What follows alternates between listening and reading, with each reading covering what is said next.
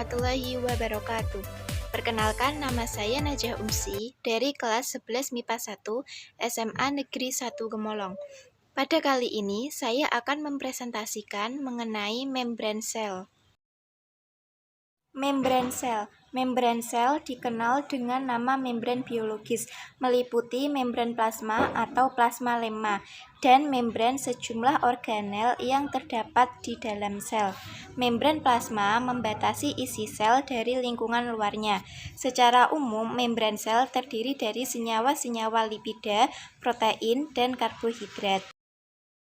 Protein membran memiliki dua letak. Yang pertama yaitu protein integral atau intrinsik yang tertanam di antara bilayer fosfolipid. Yang kedua yaitu protein periferal atau ekstrinsik yang terikat secara longgar pada permukaan membran atau pada protein integral. Pada permukaan membran terdapat karbohidrat, yaitu zat yang mengandung atom karbon, hidrogen, dan oksigen. Berdasarkan satuan-satuan molekul yang membangun makromolekul, karbohidrat dibagi atas 1. Monosakarida. Monosakarida kebanyakan terdiri dari 5 atau 6 atom C. 2. Oligosakarida yang terdiri dari di, tri, dan tetrasakarida. 3. Polisakarida. Oligosakarida terikat secara kovalen dengan lipid yang disebut glikolipid. Glikolipid yaitu karbohidrat yang berikatan dengan lemak. Dan glikoprotein yaitu karbohidrat yang berikatan dengan protein. Letak membran sel terdapat di bagian terluar untuk hewan dan manusia, serta dikelilingi dinding sel untuk tumbuhan.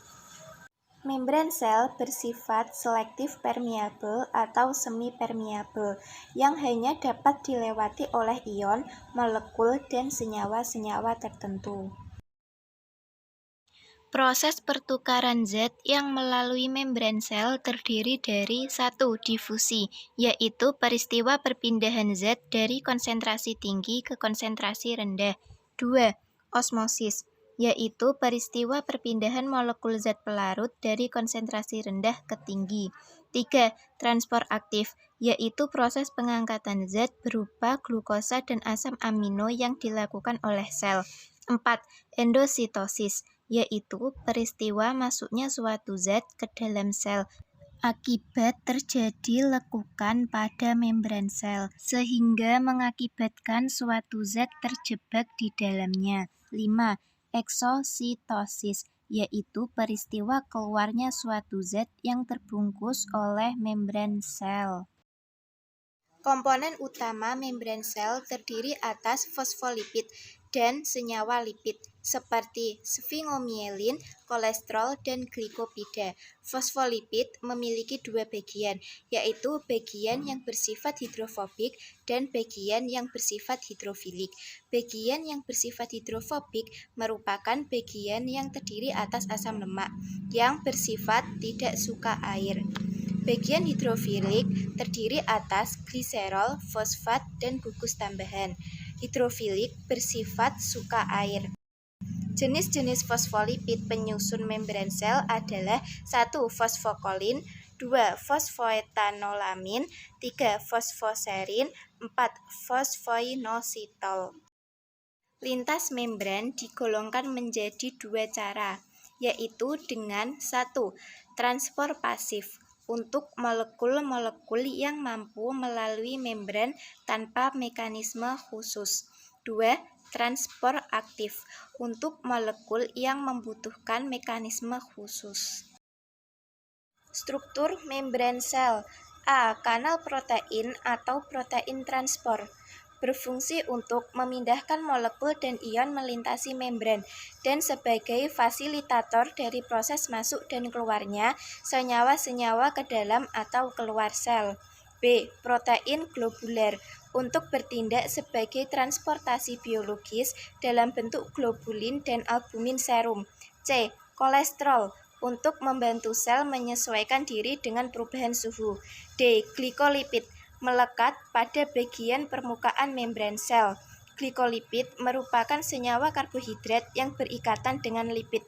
Glikolipid berperan untuk mengenali sel lain dalam tubuh.